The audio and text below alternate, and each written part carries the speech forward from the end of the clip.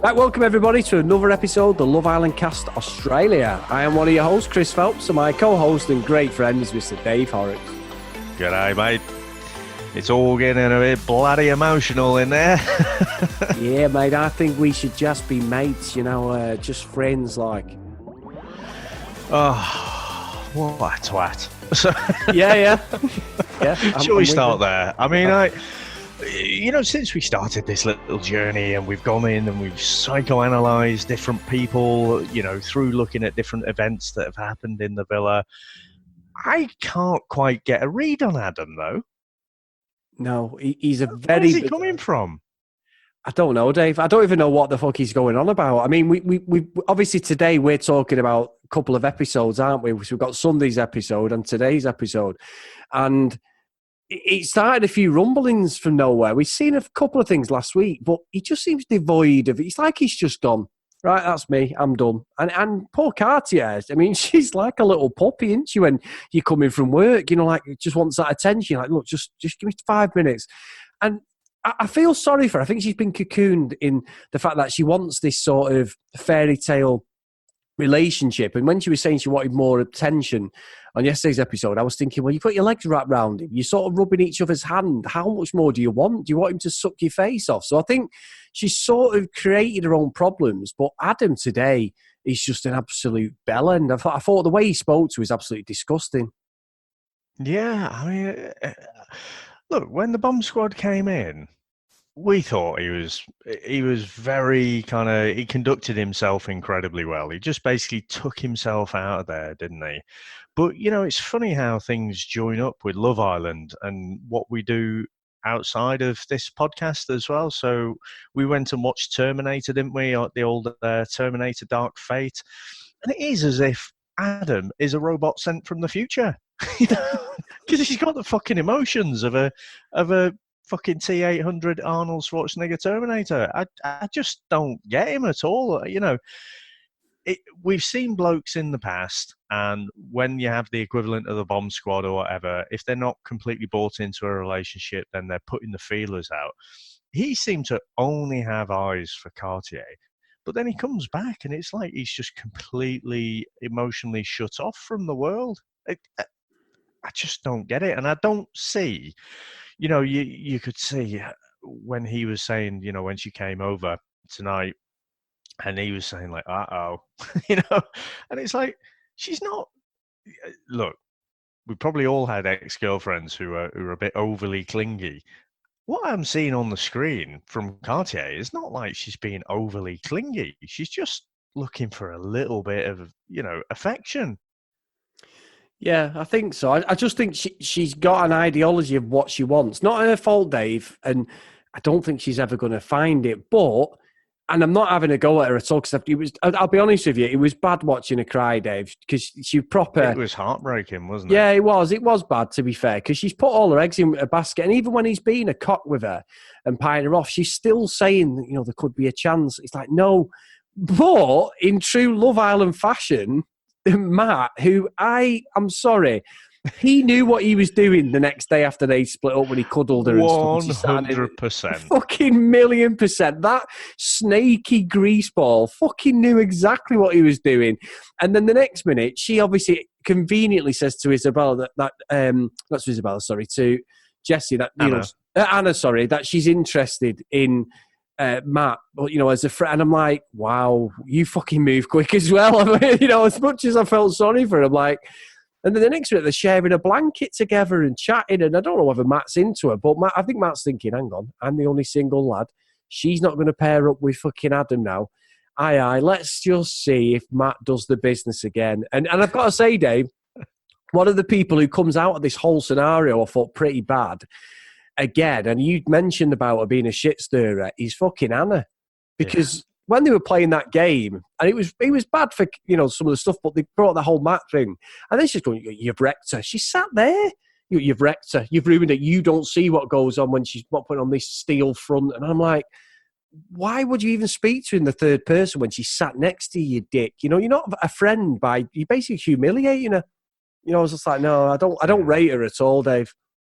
No, she is definitely a shit stirrer. And, I'm trying to challenge because as blokes, we don't do that same thing. What I'm thinking is that quite a girly girl thing to do, to like put down the other person to bring, the girl who's just been afflicted up a bit? I don't know. But for me, it was just shit stirring, and it was bad mouthing.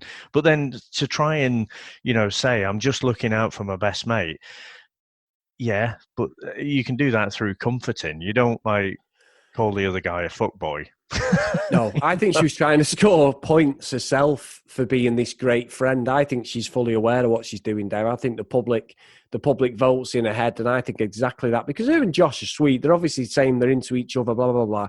She might think she's a bit of a power player in the villa when she's not. She's a bit of a peripheral figure to me. It's just that she's in a relationship that now looks quite genuine. Well, unless they're Billy bullshitting us for the cameras, but they're in the hideaway and it looked pretty good to me. They look quite normal, but I'm just not convinced, Dave, by her at all. I don't think her intentions are correct towards Cartier. I think Cartier he's falling for it, sadly. Yeah, well, again, it's one of those youthful traits, isn't it? You sort of see it with Jessie as well.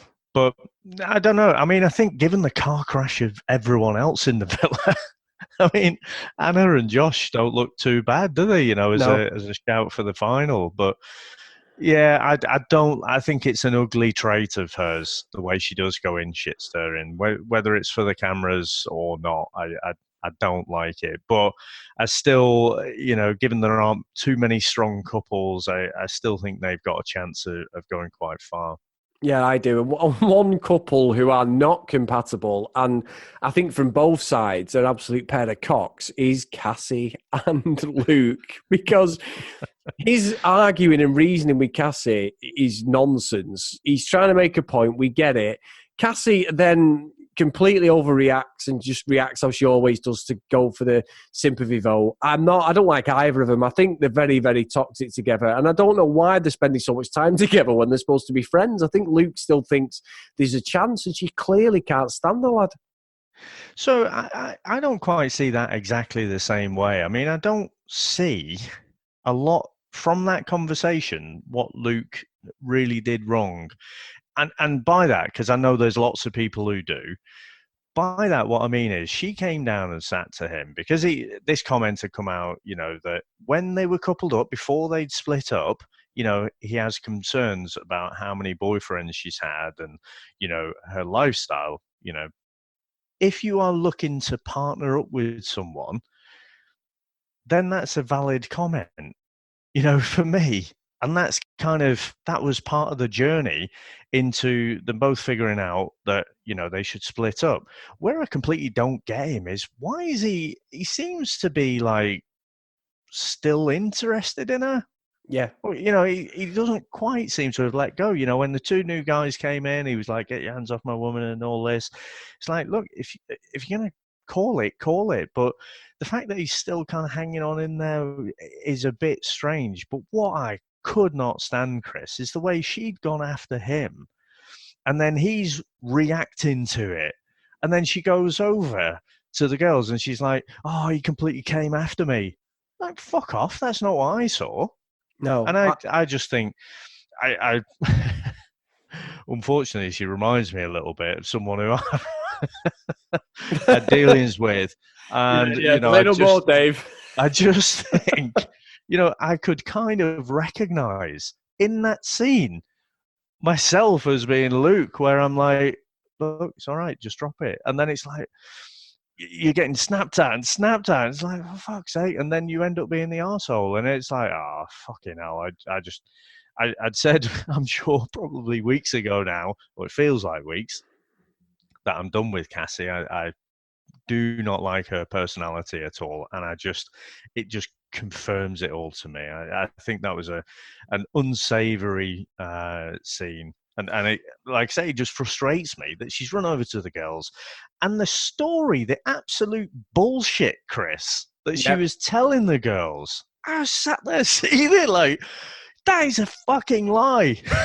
It's a character assassination, but you can also see, Dave, as an experiment in real life, how it's like anything, in it. If you have a falling out with somebody, if I fall out with somebody, say I fall out with you, you fall out with me, my story is going to be about how you've wronged me, and your story is going to be about how I've wronged you, because you're not going to make yourself out to be a bad person. And somewhere in the middle is usually the fucking truth. But everything Cassie says, when she said last time, though, Dave, to be fair, you're right, when she said, he told me I'm not allowed to go out without him. He never fucking said that. All he said was, I won't be happy if you're coming in at 6 a.m. But, I mean, like I said to you, would she be happy if he was doing the same? We don't know. He didn't go that far. And really, I don't fucking care. I just think she just shouldn't be on the show. The way she reacts to stuff is nonsense. But I don't think, Dave, to be fair, I can totally give Luke, take him off the hook, really, because I don't think when he is in this situation, he doesn't articulate himself very well. And that's coming from the gobby mank here, who every other word is a swear word. But he's not very good at putting an argument in. As soon as you put him under pressure, he talks gibberish, doesn't he? And I think his intentions are good, but I just don't think either of them need to be spending any more time together, because it's not going to stand them in good stead. And I think they'll probably be voted off soon if this carries on. Yeah, I think so. And I think you're absolutely right. He did get all muddled up with his words and was saying the wrong thing, to be fair. And again, I was sort of screaming at the TV, sort of thinking, just say this was something you said when we were together. And, it was thoughts that I had, but we got to a place where we decided, you know what, we're not compatible. That was just a conversation on the way to get in there. Yeah. And let's face it, let's not be fucking politically correct about it. We've discussed it on this show.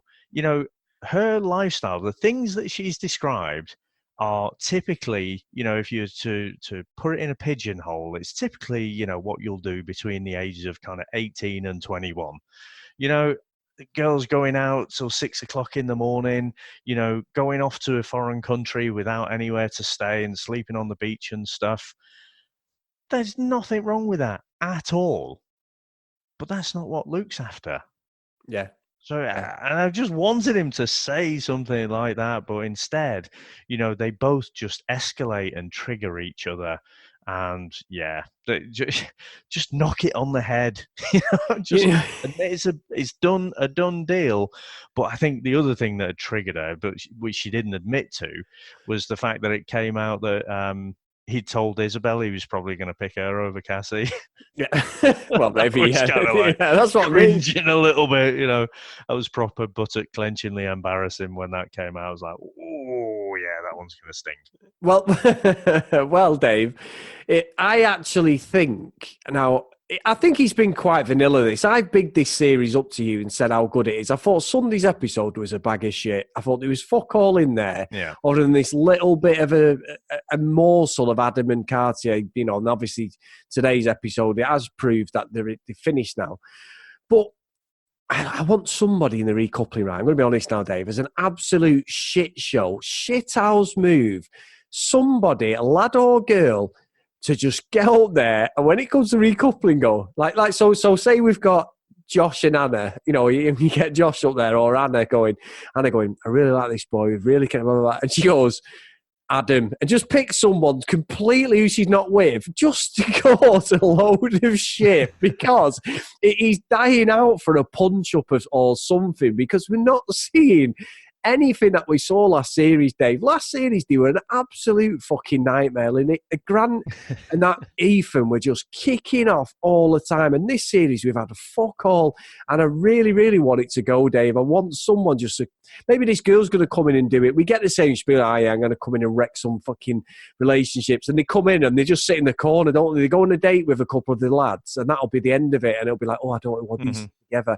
Someone come in and just cause a fucking absolute nightmare just to give us some drama. It's dying out for it now. We've got 2 weeks left. Just give us some fucking shit we can get into, some proper gossip. That's all I'm calling out for. Yeah, I mean, Sunday's episode in particular was very bland, wasn't it? You had the beginnings of Adam and Cartier splitting up, and we thought they were a strong couple. We had Gerard leaving. Now, I thought that with the new blokes coming in, all bolshy, and in particular the twins getting all kind of tribal. I thought that might trigger something, but it seems everyone's kind of settled down a little bit. I do have to say, after Gerard went, and fair play to him, if he thinks he's got no skin in the game anymore, don't do it. Good on you. I don't like that, Todd. No. And the reason is not just because he split up what I thought were a cute couple. She says there's a spark that she hasn't felt since, she was way back in 14. For fuck's sake. But, so that's fair enough. But I thought it was a sleazy move. The way, she's just been bawling her eyes out over Gerard. The way he had a hand on her knee. I don't know why that just triggered something in me to just think, you're too soon for that, mate. And there's something about him that I just don't like. I don't think he's quite an Owen, but there's something sleazy about him that I don't like. Yeah, I will actually going to have to speak about something though, Dave. You're talking about Jessie crying. I think I saw more fucking water in the Sahara Desert with them fucking pity kit tears, because she wasn't fucking crying. It was absolutely pathetic. The only time she looked like she had a few tears, it was in the diary room. She wasn't crying. It was the woe is me bullshit. And as soon as they were saying about, you're going to be on the paps, and she's like, I'm going to be on his arm, and I'm going to be like, I'm like, you know exactly what you're fucking doing. I was just like, no, I've gone right off for Dave. I'm sorry, but I think she's playing the game. I think we've all been manipulated. I'm sorry. There is a bit of that, and yeah. I'm not saying I'm right. I just, in my opinion, I just think she is fucking blagging the arse off all of us. Let me just throw this out, right? We were all convinced. Go back to the last UK season, and Molly May, was constantly crying, but there were never any tears. And so from that, people were deducing that, as soon as the show's finished, her and Tommy are just going to be split up. Still together, aren't they?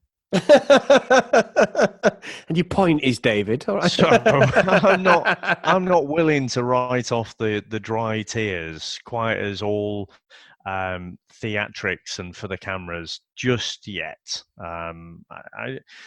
We might have been manipulated. I don't really credit her with that much nous. So let's see where it goes. Maybe her and Todd are suitable for each other. Sounds like he doesn't have to get her off. Yep. So, winner. Yep, chicken dinner. Yeah. Fair enough, Dave. So maybe he'll like that, the ease of it. But anyway, right. So, yeah, I don't know. I didn't like the way she switched so quickly, the tears and everything. But like I say, let's see where that goes. Yeah, good stuff, Dave. Good stuff. So, guys, if you want to get in contact with the show, at Love Island Cast on Twitter, the loveislandcast@gmail.com. And if you do like the show, please get onto your podcast catching up and drop us a review.